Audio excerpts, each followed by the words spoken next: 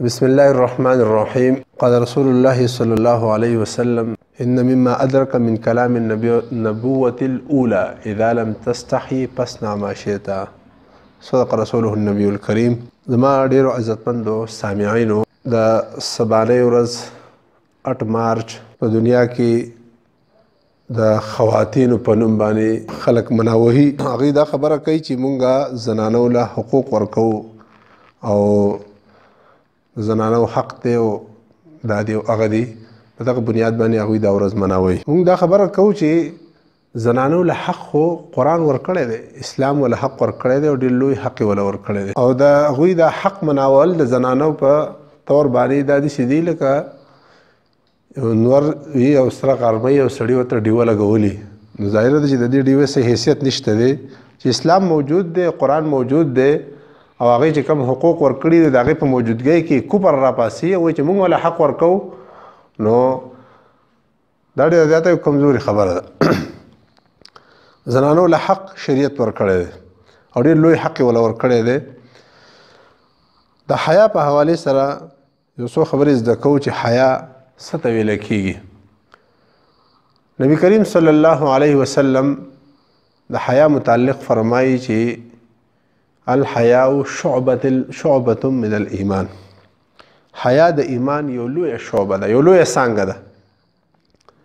د دې نه مخکې حدیث دا دی چې د ایمان څه د پاسه او یا حصې دي، په هغه کې د ټول نه لویه حصه لا اله الا الله ویل دي. ځکه چې په دې سره سړی اسلام ته راځي، د دې نه بغیر سړی مسلمان نشي جوړېدی. او بیا د دې په نسبت سره وړه څانګه د ایمان هغه د لارې نه د ضرر سید لرې کول دي. او بیا رسول الله فرمایي چې حیا د ایمان یو لویه څانګه ده، یو عظیمه برخه ده. حیا څه ته ویلی کېږي؟ د حیا تعریف د الله رسول په خپله کړی دی. یو عالم په هغې حدیث باندې بیا یو کتاب لیکلی دی، الله سے شرم کیجیے. دا دغه حدیث تشریح ده حقیقت کې چې حیا دې ته ویلی کېږي چې انسان د خپل سر حفاظت وکړي او په سر کې چې کوم اندامونه دي د هغې حفاظت وکړي او د خېټې حفاظت وکړي او د خېټې غیر چاپېره چې کوم اندامونه دي د هغې حفاظت وکړي او د انسان مرګ رایاد کړي او زړېدل رایاد کړي چې زه به خاورې کېږم او یو وخت به داسې راځي چې زما به نوم او نشان هم پاتې نه، ما به څوک نه پېژني. مرګ رایاد کړي او کم انسان چې دا کار وکړي نو دې انسان د الله نه حق حیا وکړه. دا د حیا تعریف دی. نبی علیه الصلاة والسلام بل حدیث کې فرمایي وایي د مخکیني انبیاو نه چې کومه خبر را نقل شوې ده نو هغه دا ده چې اذا لم تستحي فاصنع ما شئت. کله چې ته حیا نه کوې او تعالی په یو کار کې حیا نه درځي نو بس څه دې خوښوي بیا کوه. د دې حدیث دو مطلبونه، یو مطلب دا دی چې یو کار کې تعالی حیا نه درتله او ته ښه صحیح مسلمان او حیا دل نه درځي د یو کار د کولو نه، نو مطلب دا چې دا کار جایز دی، کوئ. هله یو کار کوه چې په هغې کې تعالی حیا نه درځي. او دویم مطلب دا دی چې کله په تا کې د حیا صفت نه وي نو بیا هر ناروا چې کې کوه تا چې د ناروا نه رابندوي دا به د حیا رابندوي. او چې حیا شته دی نه نو ظاهره چې د ناروا نه به ته په څه باندې رابند شي. نو حیا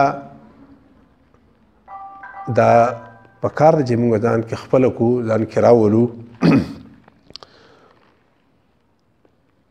او بله خبره دا ده چې زمونږ نفس، خلک وایي زما نفس دی او زما اختیار دی.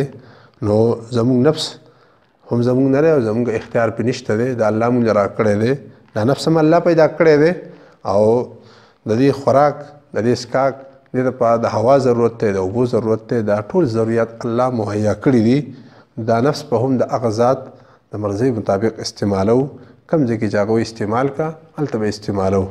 هغه موږ ته وایي دا نفس کاره کوئ ما، دا بربنډوئ ما، په دې باندې زه خفه کېږم، هلته به بربنډو نه. هغه وایي دا غلط مه استعمالوئ، هلته به غلط نه استعمالو. د دې هم شریعت منع کوي چې یو انسان یو زنانه د فرض کا هغه نری لباس اغوندي نو دې خو بدن ښکاره نه دی، خو دا جامې داسې دي چې په دې کې بدن ښکاره کېږي نو د دې نه شریعت منع کوي. نو دا بدن به ښکاره کوو نه دا به غلط استعمالونه او دغه د حیا کلچر دی دغه اسلام موږ ته ویلي دي دغه زموږ نه دین غواړي او په دغه کې زموږ کامیابي ده او کله چې مسلمانانو د حیا کلچر خپل کړی مسلمانان کامیاب او کامرانۍ طرف ته روان الله دې د عمل کولو توفیق راکړي او الله دې زموږ خوشحاله شي ما علينا إلا البلاغ المبين.